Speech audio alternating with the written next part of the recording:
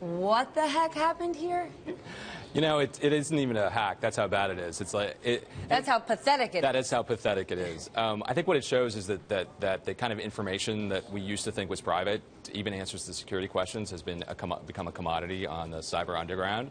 So basically, from all these hacks, this stuff is collected. It's put in giant databases. You can just go on places, you know, deep web websites, and just buy it.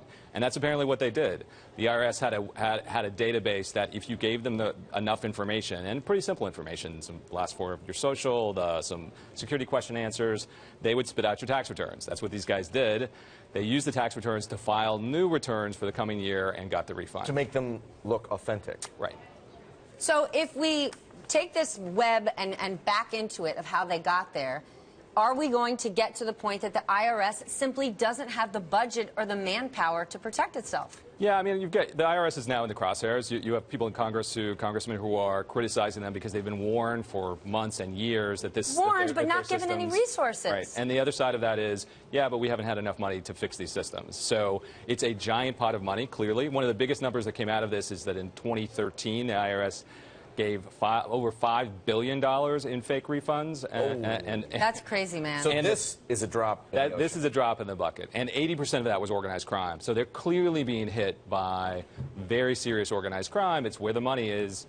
And the IRS has to get its systems up to a point where they can defend against these.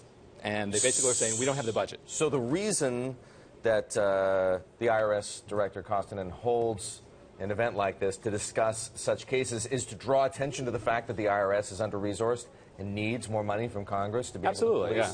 I mean, these systems they're not that difficult to implement, but you need the money to do it. And they're basically saying, we don't have the money to do it. When you say they're not that difficult to implement, how not difficult? I mean, so something like this, you know, all they would have had to do was institute some sort of, you know, maybe a two-factor thing where you had to send another code to your phone, or even have these guys create a password at some point. They didn't have any of those very, very basic, you know, Gmail is more secure than this stuff. Eric's looking for a summer job for his daughters. He's going, how easy? And he's just getting through this step by step. $50 million just like that? Yeah. And they seem to be pretty proud of the fact that they stopped about half of these attacks, but only about half of them. And they still gave away $50 million before they figured it out.